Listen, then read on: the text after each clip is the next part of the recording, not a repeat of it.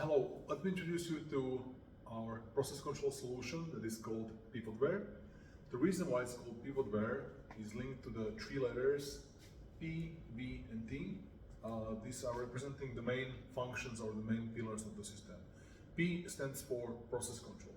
The system is able to control almost anything as any other PLC, which means I can control my tools, I can control my buttons, I can control my sensors, leakage testers, cameras, basically anything that is able to communicate is able to be controlled by the Pivotware system.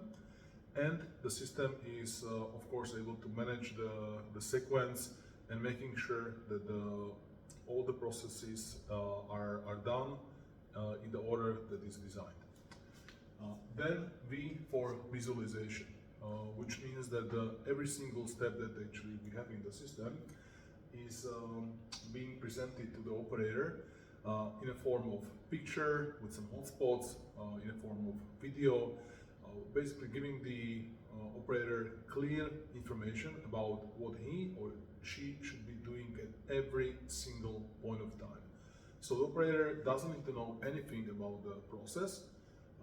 He or she is just instructed to do certain operation. And if, for example, I didn't pass to the stage of the process when I should be doing the tightening, as you can see, my tightening tool is now disabled and I'm not able to proceed. And of course, the T stands for traceability. So everything that is happening in the production is being stored. Natively, we are storing in the SQL database, soon in the newest version Raven database, which is quicker and better to manage big data. And of course, if relevant and it's possible to discuss and agree this with your IT, you are able to send the data with the traceability to almost any other MES or ERP system, or exchange data with a PLC, or basically whatever is needed in your specific case. This is about the brief introduction. So PVT, process control, visualization, and the traceability. Important part of the system is the way how the system is being set. I hope it's visible on the video. Over here I have a short video directly from our system.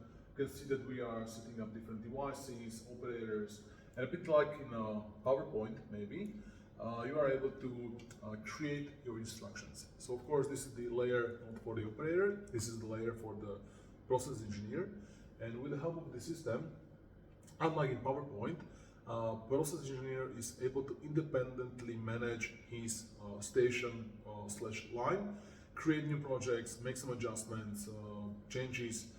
There are simply no limitations of what the process engineer is not able to do. So unlike in the case when you are using the PLC, where you need basically two people, so process engineer and the PLC programmer to discuss together and to make the station work. In this case, you only need one person, and the process engineer is able to do it fully independently without needing to bother the PLC programmer, because the PLC programmer will most probably still have a lot of job on a robotic application, fully automated lines, and so on and so on. This system is mostly designed for handheld and for semi-automated stations, mainly because of the fact that it brings the visualization, which is important for the operator. The nice benefit of the system is that it's of course much quicker to make the changes and adjustments in let's say drag and drop based system comparing to the PLC. So even PLC programmers are really enjoying working in the system, and the reason is that it's saving a lot of time for them. The next stage, you will see that the system is encouraging to register myself into the production. So the system, of course, based on the fact that it has already over 20 years of development and being used by many global customers, it has a lot of built-in functions already inside, and one of these functions is really advanced user management with the different levels and adjustable rights for each of the levels. So in this case, I will just use my RFID card in order to log to the system. The system will read the data from my card. There is some coding which I need to go through because it's a secure card which I can also use to open my doors, and at the same time I can read and write the data into it. Of course, the data can be written directly by our system. So if you have a look, the system now got the information from my card about who I am, and now actually it will use my name together with the counter, or it can be basically any other information, and it will create a unique serial number. This is basically showing that the system is able to cut, paste, adjust any type of data. So for example, I'm able to get the data from the leakage tester, compare it with the tolerances coming from your MES system or any other system, adjust them, add some other data to this, and send it to the database. Yeah, so all these things are already designed and done in the system. Now, as you can see, if the unit serial number was created, it is now instructing me to record this unique serial number into the work order. Yeah? Of course, in your case, it will be normally, let's say, sticker printed with a QR code, or the information will be written directly into the RFID that is actually on the pallet with the product. There are many options. For our system, it's just a peripheral, so we can use RFID, we can use barcode, it doesn't really matter. So now I'll just record the information into the card. And now this card is actually carrying the information with a unique serial number. I can use it to the product. As you can see, I have a trolley on which I'll be putting the components. The trolley is also equipped with the process control system. This is just to show that we are also using this process control system also to manage the warehouses. Yeah? For information, you might know the Suter as the producers of tools and tightening systems, which is of course true. But this system specifically is more and more used in other type of applications for quality check, as I was mentioning, warehouse management, for different tasks. Those are to be performed by the operators. Now at the back of me, you'll see that instructed to pick up the letter D. So I will then pick up the letter D, and I will just confirm it on the screen. Yeah? It's done like this on purpose because it's showing that the system is able to be scaled. Yeah? I will be picking 3 different components, and each of the components will be picked with different level of control. In the first stage, I was just confirming on screen, so basically the operator can take any other component and just confirm that they pick up the right one. So of course, it is basically letting the area for the mistake, which is done on purpose because sometimes it is needed to have more control, and sometimes you are simply fine just letting the operator to confirm the actions. As you can see, letter Y, I don't have any confirmation button. So I actually need to use this remote control button, which is actually digital confirmation button, which is simulating the pick-to-light systems that you might know from your productions.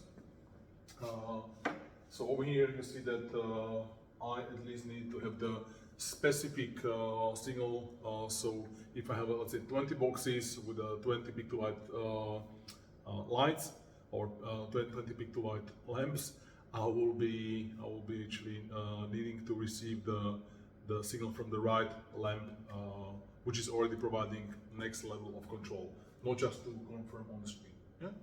And the letter A actually is, as you can see, I need to confirm by the reading of the content of the card. So the system is really validating if I am really using the right component. Yeah? Of course, I can use the barcode that is actually on the card. I can use basically anything, but in principle the system is double checking if the component is really the component that should be used. Yeah? Here we have a quick summary that is just showing a couple of main advantages. first one I was mentioning already, the customer ownership. Our system is designed the way that the process engineer is actually having full access right to be able to make any modification. So basically we don't have any special rights. I mean, when I say we, I mean our service support. So it can be of course supported by our help desk, it can be supported by the on-site service engineer, but the system itself is not limiting you. You have the full rights to make the modification according to your needs. Easy programming, of course, is linked with this. Yeah? Paperless production, so if up to this point you were, let's say, using passive printed or even PDF format instructions, they're actually working only in one way, so the operator is reading them and they need to understand. This system is working both ways, so it's instructing the operators and waiting if he's really doing the right actions. Important part of the system is so-called island-based, which means that the system is designed the way that each of the Windows PCs, can be Windows tablet, can be Windows PC, which is operating the system, is actually its own independent island. Yeah? So it actually, all the decision rights, all the PDFs, pictures, videos, everything is stored in the PC, and it's able to make the decision inside of the PC. The opposite or the other options will be the so-called server-based solution, which means that for example, if I do the barcode scanning, information will be going all the way to the server will make the decision, and this information will come down back to the station with the instruction for the operator. Such solution is of course feasible, but first of all, it can really cause overloading of the traffic in the production, which means that there's simply too much traffic. You can have some lagging and some waiting for the information to come down to the station. And of course, if your server is down, your production is completely stopped. Yeah? Also, it's far easier to test island-based system than to test server-based system, because only thing actually you need to do is just to dedicate the workspace. We can deliver even the PC with the installation, and you can just test the system for free on one single station without any specific other demands. Yeah? The system is also self-adjustable, so the stations are able to communicate between each other. So basically, if the system on one station is collecting some information, you can send it to the other station, and the system can dynamically adjust according to the results. We can also link to your system, which are containing the information about the variations. So we are able to build basically completely dynamic process based on your dynamically changing bill of materials and dynamic variables. Okay? And as spoken, the system is scalable. Yeah? So just like you see over here, you can just start up with the system just with some manual confirmation step, and then you can add different sensors, tools, devices, simply depending on the possibilities of your budget. And important part is that the system is so-called feature management based, which means that in the past we used to have a complete one unique solution that was, let's say, containing all the features, and of course it was significantly more expensive. The problem was that some of the customers, as I was speaking about the scalable solutions, are just really using only really a small portion of the system, and as we didn't want that these customers will be actually having a need to pay for all the features that they're actually not using, we decided to use a feature management based process, which means that you have a basic license, and based on something that we call the unit value, which is like an electronic currency that you are buying from the suitor, it's actually allowing you to enable and even disable different features according to your current needs. So there's, let's say, a group of features, let's say logic features or the file features, and these features can be enabled and disabled according to your needs, so you can be as financially effective as possible. And that's about it. Those are the principle of the Pivotware Process Control System. So if you're interested, please contact your local representative.